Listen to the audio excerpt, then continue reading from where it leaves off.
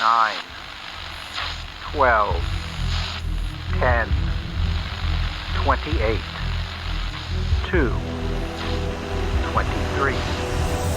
This is the DSR Podcast. Hello and welcome to Deep State Radio. I am your host, David Rothkopf, and this week, as every week, we're going to talk about some of the big things going on in the world.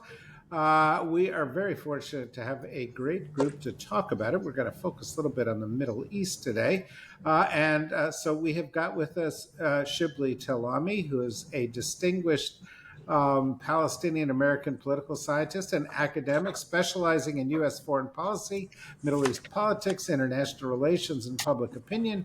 He holds the Anwar Sadat Professorship for Peace and Development in the Department of Government and Politics at the University of Maryland, College Park. Hi, Shibley. How are you? Hi, good to see you.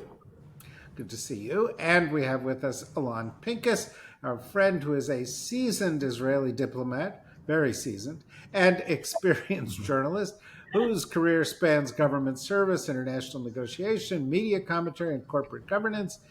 His roles as consul general in New York and his advisory work to top Israeli leaders highlight a distinguished record, both policy and public communication. How are you, Alon?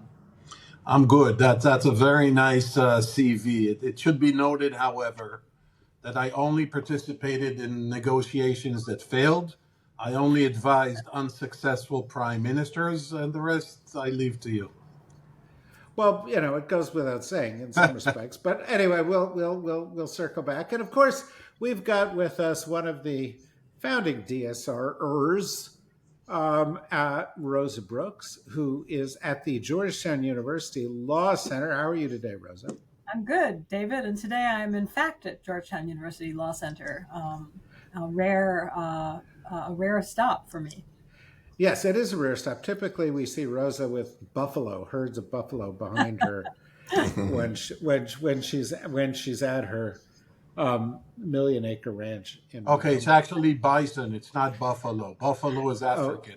Thank you for correcting David, Alon. Thank you. Yes, thanks. That's always a great note to start on. Look, let's talk about what's going on in the Middle East right now.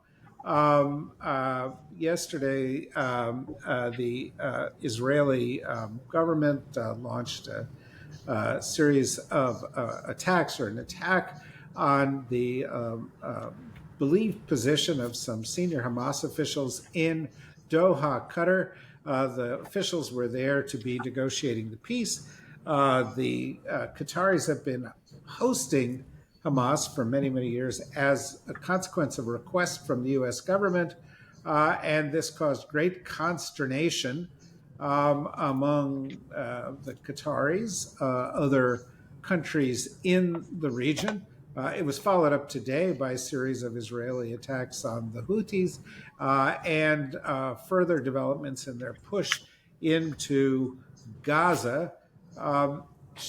Shibley, is any of this of particularly new resonance compared to the past year, since the Netanyahu government just seems to be kind of on a war a week schedule? Well, Israelis obviously have known to use assassination as a method against leaders, including political leaders, over the years. This has not been new. This is, in fact, a long history of using assassinations as a method. But this particular case was really unique. It was unique because it took place, they first of all immediately took credit for it. They bragged about it. It wasn't like one of those things that happened behind the scenes and it was the Israelis, but this was like, directly taking credit for it. Second, it happened on the territory of a country that is a close ally of the United States, that has actually been very close, particularly to Trump. And it's not only a country that's close to the U.S., but it's a member of the GCC, the Gulf Cooperation Council, that includes Saudi Arabia and the United Arab Emirates and Bahrain, countries that the Israelis are actually trying to make a peace with. And third, it happens at a time when obviously they thought they have some interest related to Iran in common, Israel and Gulf states. At the same time, the Gulf states had assumed that having American bases on their soil, particularly Qatar, is going to make them safe against attacks from the outside because of American protection. That's what the bases bring to them, and here they are. It brings them no protection against Israeli attacks, and certainly international law does not, because there's no accountability. So, in that sense, yes, I think it is notable despite this long history. I happen to think it's usually a sign of weakness rather than a sign of strength, because usually when you cannot accomplish what you want on the battlefield or politically or diplomatically, and you don't know what to do, that's the kind of the easiest way to give a sign of some accomplishment to your public opinion.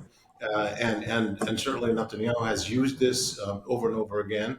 In this case, it appears to have partly failed. Obviously, some people got killed, including apparently people unrelated to Hamas. But it has repercussions also for the U.S. Government. Now, we don't know. I mean, what is being, at least the narrative that is being put on the table, is that Israel didn't really notify the U.S. until very few minutes before. They didn't have time to act or dissuade Israel from doing so, and didn't really notify the Qataris till late. I am not sure I buy this, honestly. I find that to be a little bit suspicious. I don't know the facts, so I'm not going to go out there and say I know what happened, but it seems unbelievable. Not unbelievable that Israelis waited until the last minute to notify the U.S. government, although in this case I think it would be really very, very unusual because of the stakes for the U.S. government. This is an American ally, and so there are repercussions for the U.S., and not to notify them would be rather strange. But second, even operationally, I mean, the U.S. has the largest air base in the Middle East in Qatar. American airplanes fly out there, the radar, everything. It's impossible to me that the U.S. would not have detected the operation coming, even if it weren't notified by the U.S. government. So there is a lot of questions to be asked about what the administration knew and didn't know, whether they looked the other way, whether it's obviously they're in hot water with Gulf states right now because of that. But it doesn't change the fact, except for one thing I want to say, that it really, even if it failed to assassinate the Hamas leaders, it clearly may have succeeded at assassinating the negotiations, which may have been the aim of Benjamin Netanyahu in order to go full force on his ethnic cleansing plan. Okay, well, we'll circle back on a couple of those things. But Alon, before I get Rosa's take on what this says about how Trump is viewed in the region and U.S. role going forward, I'd like to go to you. And Alon, I know you're a great admirer of the strategic mind of Benjamin Netanyahu. What do you think the play here is? Well, there are several ways. First of all, I subscribe to everything that Shibley said. So I'm going to take it to another place rather than repeat things that Shibley said, with which, as I said, I agree entirely. There are three perspectives here, or three paths to an analysis. The first is trying to explain what Netanyahu is doing. So we can all say and roll off our tongues that he's prolonging the war, that he wants a warlike atmosphere, that it's good for the coalition, it's good for his criminal trial, it's good for him to distance himself as time goes by from October 7th. That's all true. But there's another aspect that people who follow Netanyahu have not seen ever. And that is he developed an addiction, an infatuation, an intoxication with military technology as a substitute for policy. So that's one way of looking at it. The second is that there is a structural break here. There's a structural deficiency. The U.S. has no policy in the Middle East. I'm surprising no one when I say that. Mm-hmm. We can go back and say, well, ever since Jimmy Carter, there was no coherent American policy.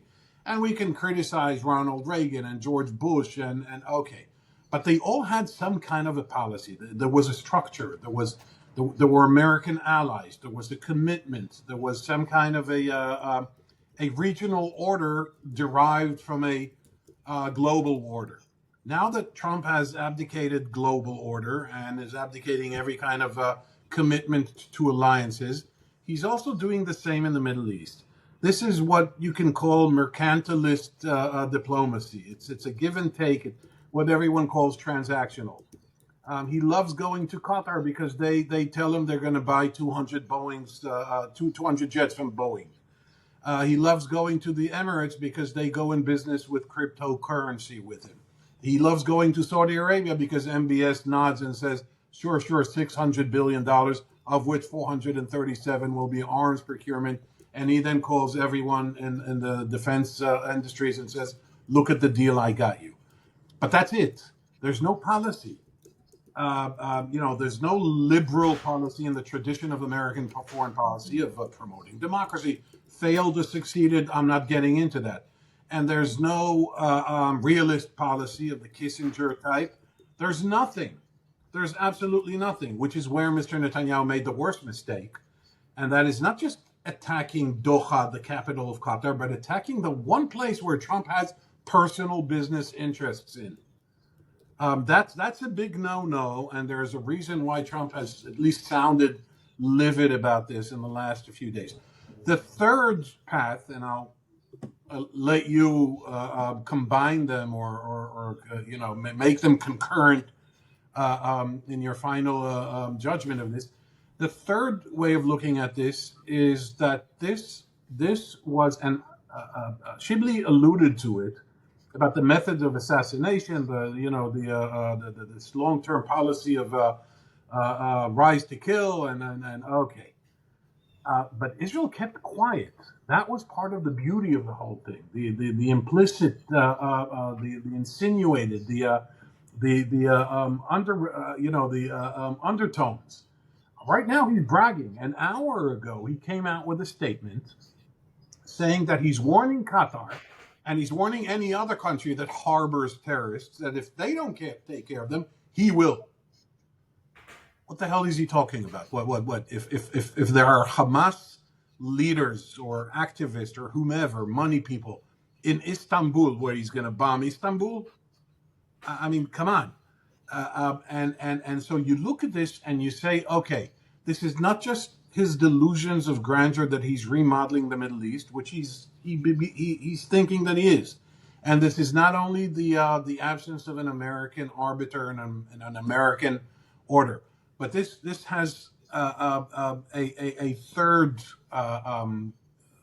angle to it, or third a lens through which we could look at it.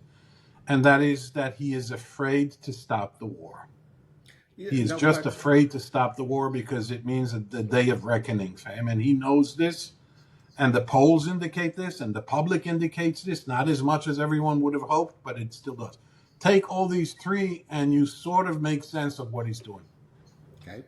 So, Rosa, not everything has to do with the United States, although we in the United States thinks everything does. Not everything has to do with Trump, although Trump thinks everything has to do with Trump. But this, as it happens, does reflect on the U.S. role, does reflect on Trump. Steve Witkoff has been very close to the Qataris. Half of the big peace deals that Trump says he's been involved with have involved the Qataris as intermediaries. The Qataris are the ones who offered Trump up the free airplane. So to go at the Qataris is to go at Trump. Seems to suggest to me that Netanyahu doesn't sort of reckon Trump very highly, that Trump doesn't have much influence, that Witkoff doesn't have much influence. And I would add parenthetically that Putin sending drones off that go and land end up in Poland is another sign that people are not taking Trump very seriously. And I'm wondering what your thoughts are on that. it's interesting. I think there are actually two ways to read this. I mean, on the one hand, I think you're certainly correct that neither Putin nor Netanyahu has a lot of respect for Donald Trump. They're not scared of him. Trump got very upset a few months back when people were calling him a taco. For Trump always chickens out, but Trump does always chicken out, and they know it and they've seen it. They know that they can manipulate him. They know that his threats are unlikely to be serious for them.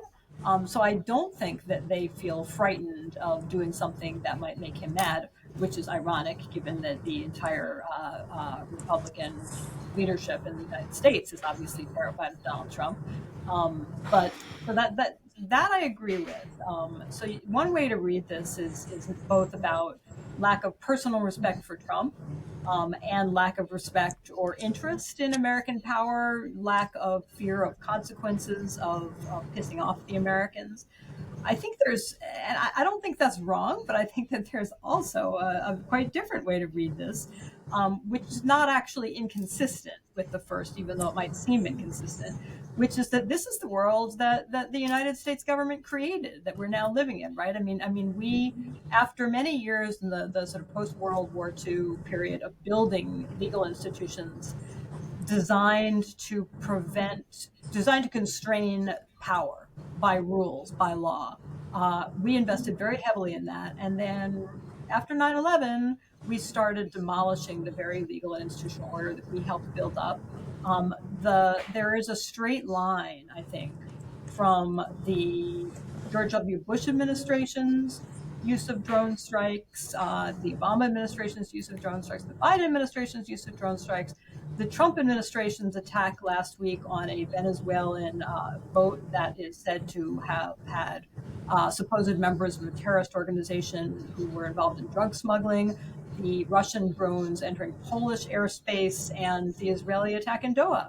You know, that we have created and put out there at a period when we were the sole superpower. We put out a set of legal and policy arguments in which we said to the world, we get to kill anybody anywhere, including inside the borders of other sovereign countries.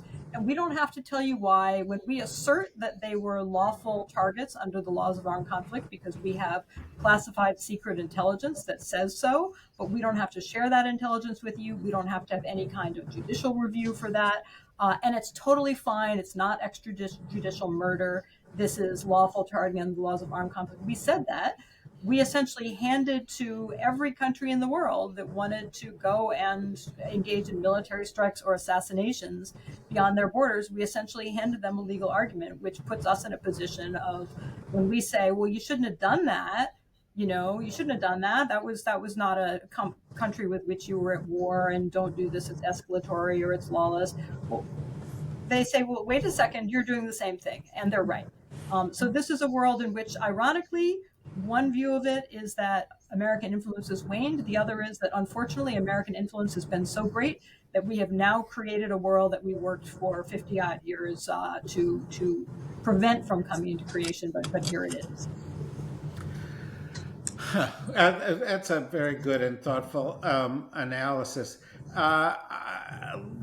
We have, 12, 15 minutes left here, so I'd love to go around to each of you a couple times so we can keep the answers fairly crisp. That would be helpful. Shibley, I want to go back to something implicit in what you were saying, which is I just don't know who to believe here. I don't know, did the Israelis not consult with the U.S.? 2 days before this thing, Trump said either Hamas hands over these things or there will be consequences in a social media tweet. Very often when the Israelis do something that the Gulf states are supposed to publicly react negatively to, behind the scenes there's been a little bit of a whisper and like, okay, you do this and we'll complain, and then life will continue. And you've been following this part of the world for a long time. Do you think the Gulf states are really pissed off? Do you think Trump was really only informed at the last minute by the U.S. military, which is the story? Number one, yes, I think the Gulf states are pissed off, are really pissed off. It's not, they have no love for Hamas. Okay, so let's be clear. Certainly not the UAE and not the Saudis. They don't have love for Hamas. But But I think they've assumed that the U.S. is there protecting them. That's why they're hosting. That's why they're giving the U.S. so much financially. That's why they're hosting American bases. That they are essentially there for that reason. That no one would mess with them. The image that they cultivate is that they're safe. They save for the people. They save for the visitors. That's the image that they're doing, and it rubs on all of them. It's not just Qatar. That's why the Saudis today were furious. MBS said, this is unacceptable. This reflects on all of us. They are a member of the GCC, and they will have a relationship. So yes, they are pissed, no question in my mind. With Trump, I think that if our reporter, if we want to buy the narrative that they have, I say, what's wrong with you? First of all, how could you accept that Israel would not let you know on something that is a vital interest to you, as something that going against a country that you're protecting, using American technology, cutting edge technology that was provided to Israel for you, and that you're expected to protect Israel at the UN after Israel has violated international law in doing so. What's wrong with you? How could you accept that you're not notified until a few minutes before? Something is really crazy here. But secondarily, what the hell are our forces doing there? I mean, we have thousands of troops, the most cutting edge technology, central command, bases in the region, airplane flying, AWACS flying, and we don't detect. It takes roughly 3 hours to fly from Israel to Qatar for an airplane to get there.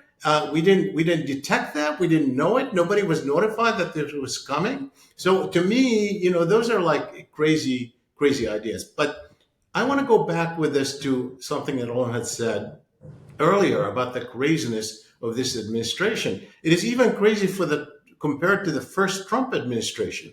In the first Trump administration, of course, the president was, he showed some deference to some people around him. Every once in a while, he was feeling his way around. But we knew, who was making policy on the Middle East. It was Kushner. It was David Friedman. Particularly on Israel-Palestine. Some of the people who influenced him in the campaign contribution world. We knew who was making policy, even if he wasn't making them. Right now, we don't know who's making policy because everybody shows so much deference to him. We have no idea, even in the, you say, okay, he's really kind of being influenced by Netanyahu. But yes, of course, he's being influenced by Netanyahu, but it's not necessarily always direct relationship. So who's Netanyahu going through? Who are the people who are filtering ideas? Who is the one who is really influencing him within his own camp? I have never seen anything like it because I'm at a loss. And as you know, I study American foreign policy. I've written about it. I even have a forthcoming co-authored book that includes a chapter on the first Trump administration. I interviewed many of his advisors in the first Trump administration, top White House advisor. I had a picture of how policy was being made in the first Trump administration. I have no idea who's doing what, if anybody had detected the Israeli attack, whether they would have gone to him or not, whether somebody may have given Israel a green light without even consulting with him, whether he was on the golf course and they didn't want to bother him. I have no idea. I mean, this is the madness that we find ourselves in right now. Interesting. This is the point, by the way, in the podcast where we say to everybody who's been listening out there in the general public, thanks very much. We're really glad you did. And if you want to listen to the rest of the podcast with our membership, go become a member. Go to the dsrnetwork.com, click on membership. It's only about the price of a latte per month, which isn't that much, to get a lot of bonus content, including every week some entire podcasts that are just for members, no ads, all that. So if you're not a member, we'll have to say goodbye to you, but you can go become a member and you can listen to the rest. If you are a member, stand by. So I'm very interested in this framing that Shibley has just offered up, and I'm going to go to you, Alon, and then I'm going to go to you, to Rosa, with the same question, which is, when it comes to the Middle East, or you can draw it even more further, is this Trump crazier than the last Trump? Well, not crazier, but certainly erratic. I do have an answer for Shibley. The answer is no one is doing foreign policy. No one is doing Mideast policy. If you look back at and I'm not going to waste our precious time here, but if you look back at administrations, and all three of you have studied administrations, you always had a structure. You had a State Department, and it had an assistant secretary for Near East, and it had an Israeli-Palestinian desk, and you had the National Security Council, and you had a desk there, and you had the CIA, and you had the White House, and even the White House envoys. George Mitchell, Philip Habib in the 80s. I'm sure you Shibley remembers him fondly. You had people that you can disagree with. You had people that you can write articles against, but they knew what they were doing. I mean, they had gravitas. Now you have a guy, Steve Witkoff. I have nothing bad to say about him, except for the fact that when you negotiate with the New York City Fire Department over building permits all your life and making a great life out of it, I'm not envious or anything. And then all of a sudden, within 3 weeks, you're negotiating the end of the war in Gaza, the end of the war in Ukraine, the end of the war between India and Pakistan, the Iran nuclear deal. Whoa. And you ask yourself, okay, so the Jim Mattis's that existed in the first administration, the Kelly that knew how to put some kind of guardrails around the president, that doesn't exist anymore. But what's most worrying from an Israeli point of view, okay, from an anti-Netanyahu but very uniquely Israeli point of view, is that the U.S. completely lost interest, completely lost expertise, completely lost its bearings. I mean, put a map, put a so-called a blind map, with nothing on it of the world in front of Trump. Ask him to point to Israel, to the Middle East, to Iran. You think he could do that? Seriously, I'm not trying to be clever here. I doubt it. He could point to his golf courses, but he can't point to Kiev, and he can't point to Doha, and he can't point to Tehran. And so, I love the diplomatic training where you go, well, Steve Witkoff, I have nothing against Steve Witkoff, but he is completely unqualified to be doing what he's doing. And I'm not trying to make fun of Trump here, but he couldn't find anything on a map. You are a diplomat. You have the soft touch. Yeah, I know. All the diplomatic nuance that we've come to expect of the Israeli government. Yeah. It comes out in New York Giants games, yeah. All right, I want to listen to Rosa. I'm done. Oh, me too. I want to listen to Rosa. But it's the same question. I mean, Trump, the last time around when he was dealing with the greater Middle East, there was, he had a couple of achievements. He had some advisors. He also, wanted to do a deal with the Taliban and so forth. So, I mean, again, greater Middle East. But I hear some good points to suggest that whether he's crazier this time around or more erratic this time around, the United States' role in the Middle East right now is different from what it's ever been, because there's just nobody who understands what's going on in the Middle East involved in it. I think that's a piece of it, obviously, but not the only piece. And I don't think I'm breaking new ground when I say that if the idea in the first administration that there were grown-ups in the room who would keep Trump from being wacky turned out not to be true. Trump stayed just as wacky, and the grown-ups tended to either leave quickly or go quiet and look really embarrassed all the time. But he did still have some grown-ups in the room, and there were many times where it does seem pretty clear that institutions kind of ignored Trump because he although he was the president, he tended to make policy via tweet and then not follow up and change his mind 2 days later and so on. And he didn't know how, and he wasn't particularly interested in figuring out how to use the actual levers in the U.S. government that gets stuff to happen, right? That U.S. military deployments don't occur because somebody says, yeah, and I'm going to send them here. And that, there's a whole bunch of steps, as all of us have worked in government positions know, there's a whole bunch of boring bureaucratic steps involving authorizations and money in the chain of command and planning before stuff actually happens. In his first administration, Trump didn't seem to know that, and he didn't seem to care.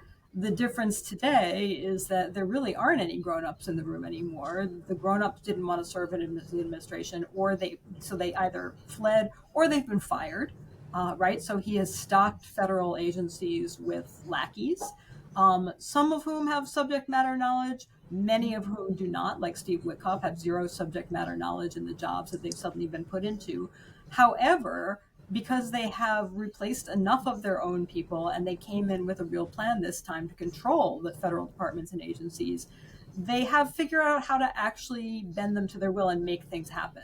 So that's the really big difference. Trump is as erratic as ever, but he now has loyalists in place who know enough about how the U.S. government works, and have enough power and have pushed out enough of the supposed grown-ups, that when Trump says do this within the U.S. government, it's largely happening, which means that his erratic behavior is more dangerous, because it's no longer just in the realm of social media, or is largely restricted to the realm of social media a lot of the time when it came to foreign policy during his first term. Now it sort of translates into people doing things and money being spent or not spent, and deployments occurring or not occurring. So that to me is the big difference. Well, you've given us a lot to think about. I wish we could go on here.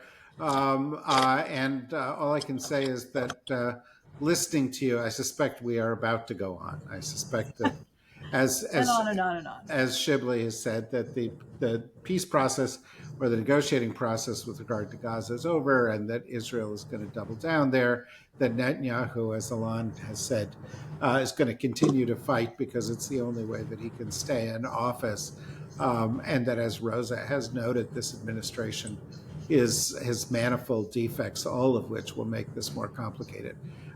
So we'll be back. We'll have plenty to talk about. We hope you will join us again, Shibley and Alon, and we'll see you each and every week. Rosa, and all of you out there, we'll see you in each and every week here and on all the podcasts we do here at the DSR Network. Until then, thanks very much. Bye-bye. Bye-bye.